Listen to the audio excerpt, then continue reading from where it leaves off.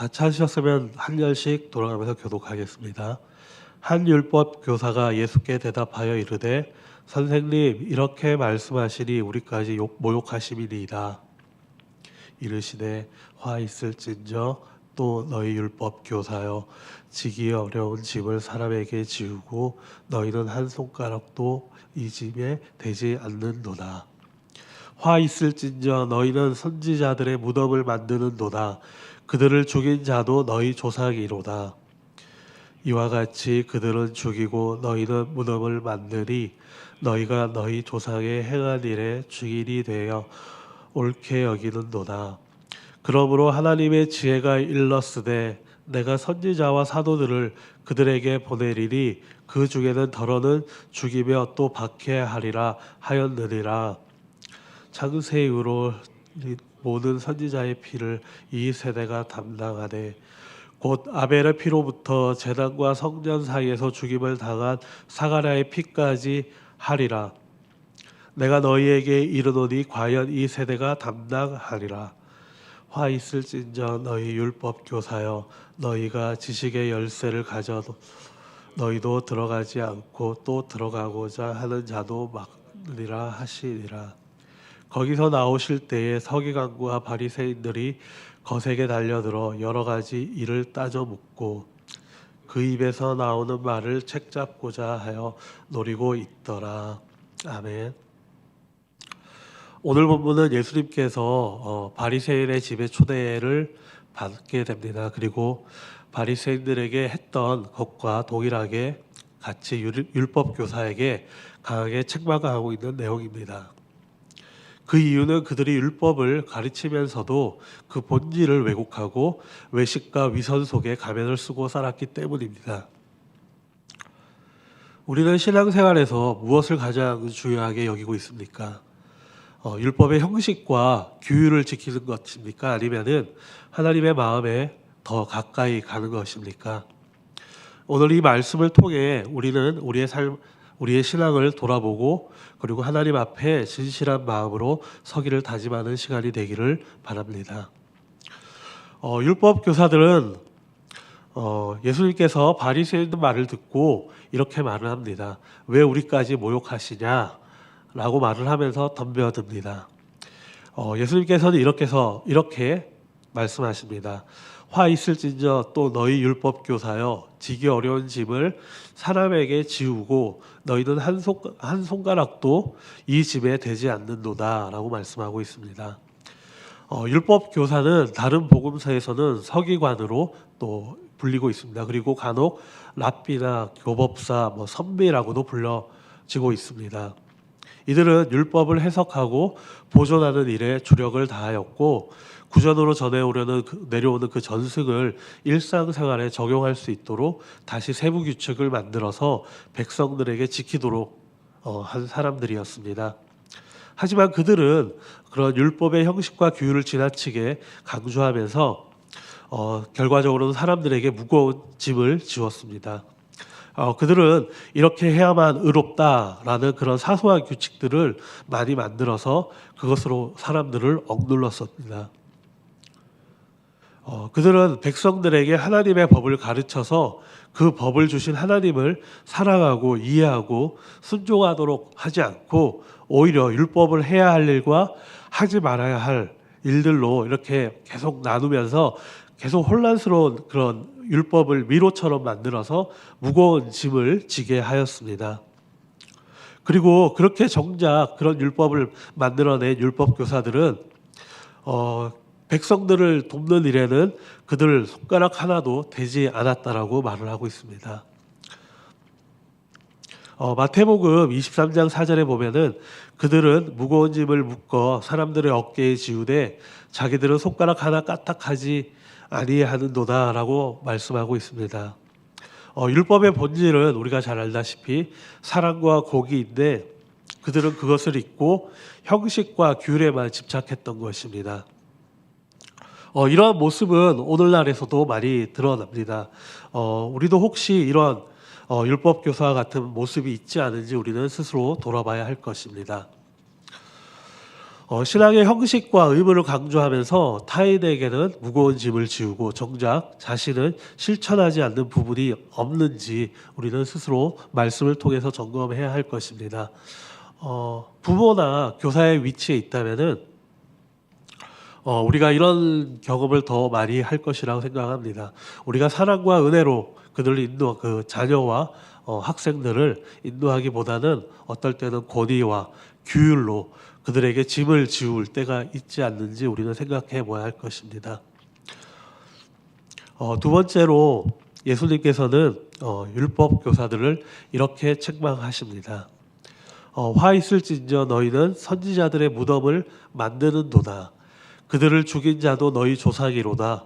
이와 같이 그들은 죽이고 너희는 무덤을 만드니 너희가 너희 조상의 행한 일의 증인이 되어 옳게 여기는도다라고 말씀합니다. 바리새인들과 율법 교사들은 자신들이 조상들과는 다르다고 말하면서 과거 선지자들의 무덤을 세우고 기념했습니다. 선지자들의 대부분이 현재 이 종교 기득권층의 조상들에게 살해되었는데 그들이 순교자의 무덤을 크게 쌓는다는 것은 어떻게 보면 상당히 모순된 행동처럼 보여집니다. 예수님께서는 그들의 그런 본심을 꿰뚫어 보았던 것입니다. 예수님은 이 지도자들이 하나님의 사자들을 살해한 그들의 조상들과 전혀 다를 바가 없다라고 말씀하셨습니다. 그들은 어떤 의미에서 단순히 조상들의 일을 완성하는 것에 지나지 않는다라고 말을 하지만은 그들은 죽임을 당한 선지자들이 선포한 말씀은 까맣게 잊어버리고 있었던 것입니다. 그들이 조상과 같은 그런 위선 속에 살고 있으며 결국 예수님까지 죽이려는 음모를 꾸미고 있음을 예수님께서는 아셨습니다. 그리고 그들의 조상이 저지른 일들에 대해서 구체적으로 이야기하고 있습니다. 51절 말씀에 보면 창세기에 나온 첫 번째로 살인을 당한 의인인 아벨을 말씀하고 있습니다. 그리고 두 번째 예로 든 인물은 유대인이 성경의 순서로 보게 되면 가장 마지막 책인 역대하에 나오는 사가랴 선지자의 이야기를 하고 있습니다. 결과적으로 보면은 역사의 시작이 창세기와 그리고 끝인 그 역대하 말씀에 있는 모든 선지자들을 너희들이 죽였다라고 예수님께서는 말씀하고 계시는 것입니다. 이것이 이들이 결국 예루살렘에서 예수님을 하나님의 아들로 알아보지 못하고 죽일 사건을 이렇게 또 암시하고 있는 것입니다. 이사야서에서는 이렇게 말씀하고 있습니다. 이 백성이 입으로는 나를 가까이하며 입술로는 나를 공경하나 마음은 내게서 멀도다. 그들은 겉으로는 경건해 보이고 선지자를 기념하며 의로운 척했지만은 그들의 마음은 하나님과 멀리 떨어져 있었습니다. 그리고 예수님께서는 내가 너희에게 이르노니 과연 이 세대가 이것을 담당하라라고 말씀하십니다. 여기서 말하는 이 담당하라라는 그 말은 심판과 책임을 의미하는 말입니다. 예수님 당시의 유대인 지도자들이 과거 선지자들을 죽인 조상들의 죄를 인정하지 않고 회개하지 않음으로써 그 책임을 이어받는다고 선포하신 것입니다. 이는 곧 예수님을 배척하고 십자가에 못 박는 그들의 죄악이 구약 시대의 그런 선지자들을 죽인 죄악과 연속적인 선상에 있다라고 말씀하시면서 그것을 경고하고 있는 것입니다. 그리고 이 말씀은 역사적으로 보게 되면은 서기 70년에 예루살렘 성전 파괴와 연결되는 말씀입니다. 예수님 당시 이 유대인 지도자들은 조상들의 죄악을 인정하지 않고 그리고 회개하지 않음으로써 그들의 죄에 동참했습니다. 과거의 그런 악행을 반복하고 책임을 회피하며 자신대로의 그런 의로움만을 주장했던 것입니다. 그들은 선지자들을 죽인 그들의 조상과 다르고 그들과 무관하다는 것을 계속해서 보여주려고 했습니다. 그들이 지은 죄는 잊은 채로 그대로 두고 외적인 모습만 바꾸려는 그런 모순자이자 그리고 위선의 모습을 그들은 보였던 것입니다. 이렇게 예수님께서는 개인이 아닌 세대 전체에 책임을 묻기도 하십니다. 그것은 오늘날 같이 개인주의가 만연한 오늘날에도 그런 공동체적인 책임을 우리가 무시할 수 없음을 우리가 알아야 할 것입니다. 내가 속한 공동체, 가정이나 교회나 직장에서 우리는 내 개인의 죄뿐만 아니라 공동체의 그런 죄에 대해서 함께 기도하고 회개해 나가야 할 것입니다. 과거의 일이고 지나간 일이고 나랑 상관이 없는 일이라고 생각할지 모르나 알게 모르게 우리의 삶 속에 그 뿌리가 내려져 있기 때문입니다. 우리의 신앙생활 속에서도 이러한 위선이 존재할 수 있습니다. 회개하지 않고는 변화할 수 없습니다. 만약에 그렇다면 그것은 율법 교사들이 보였던 그 위선과 똑같은 것일 것입니다.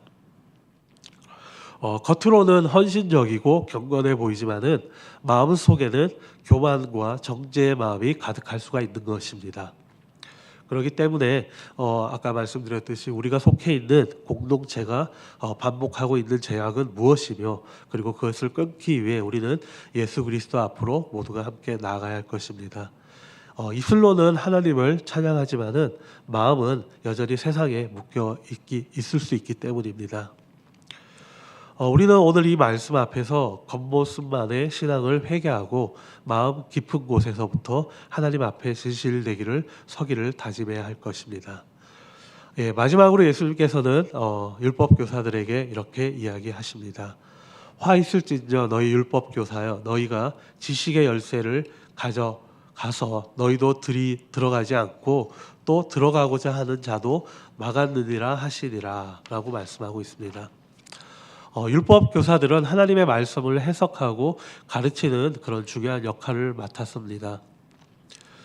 그들은 하나님의 진리를 깨닫고 그리고 백성들에게 그것을 알려주어야 할 그런 책임이 있었습니다.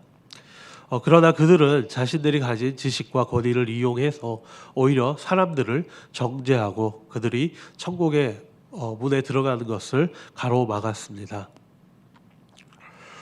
마태복음 23장에도 보면은 동일하게 경고하고 있습니다. 화 있을진저 너희가 천국 문을 사람들 앞에서 닫고 너희도 들어가지 않고 들어가려 하는 자도 들어가지 못하게 하는도다라고 말씀하고 있습니다. 우리에게도 하나님의 말씀에 그런 지식이 있습니다. 그 지식이 타인에게 걸림돌이 되고 있는지 우리는 이 말씀에 비추어 우리의 모습을 살펴봐야 할 것입니다. 또한 교리와 규율에만 집착해서 그런 하나님의 은혜와 사랑을 가리고 있지는 않는지 우리는 살펴봐야 할 것입니다. 예수님은 우리가 가진 이 지식과 은사를 천국을 무는 열쇠로 사용하기를 원하고 계십니다. 우리의 말과 행동이 혹시 다른 사람의 믿음의 걸림돌이 되고 있지 않는지 돌아보고 그리고 은혜와 사랑으로 그 진리의 문을 여는 자가 되기를 다짐해야 할 것입니다. 바리새인 집에 들어가심으로 이야기가 시작되었지만은 53절에 거기에서 나오실 때라고 마무리하고 있습니다. 결국 이들은 예수님과 식사 자리에서 예수님께서 이들에게 강한 훈육으로 이들의 잘못된 부분을 꾸짖어 주셨지만은 이들은 그들의 자신을 돌아보지 않고 예수님께 달려들어 오히려 따져 묻고 예수님이 입에서 나오는 사랑의 가르침에 책을 잡고자 노력하는 모습으로 끝을 맺고 있습니다. 결국 그들 눈앞에 있던 예수님을 그들은 메시아로 그들의 마음으로 받아들이지 않았던 것입니다. 오늘 말씀을 통해서 예수님께서 강하게 책망하신 이유는 분명합니다. 그들은 율법의 본질을 잃어버리고 형식과 규율만을 강조했습니다. 겉모습만의 경건과 위선 속에 살았으며 진리의 길을 가로막았습니다. 이것은 세대에 관계없이 그 책임을 물으신다라고 말씀하십니다. 그들 마음의 신앙에 분명히 예수 그리스도가 없었기 때문입니다. 이것이 바로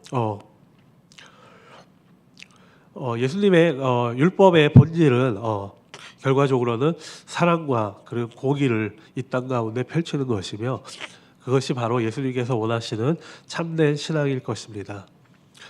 우리도 오늘 이 말씀 앞에서 우리의 신앙을 돌아보고 회개하며 그리고 율법의 형식보다는 하나님의 마음을 구하기를 소원합니다. 외식과 위선을 버리고 그리고 진리의 열쇠로 천국문을 여는 자가 되어야 할 것입니다. 하나님의 사랑과 은혜로 가득한 참된 신앙의 길로 돌아서기를 소망합니다. 그들에게는 예수 그리스도가 없었습니다. 그들 앞에서 사랑으로 강하게 책망하는 그 예수님을 결국 그들의 마음에 메시아로 받아들이지 않았습니다. 예수님이 없는 신앙은 그저 종교에 불과할 것입니다. 그들은 자신의 의만을 드러나려 했습니다. 그것이 얼마나 큰 죄인지 그들은 몰랐습니다. 그럼에도 불구하고 예수님은 그들에게 그리고 오늘 우리에게 직접 찾아오셔서 말씀하고 계십니다. 율법 교사들은 율법의 본질을 왜곡하고 그리고 형식적인 규율에만 집착을 했습니다. 우리는 예수 그리스도로 거듭난 자들입니다. 우리는 우리의 신앙을 통해 오직 예수 그리스도의 사랑만을 드러내야 할 것입니다.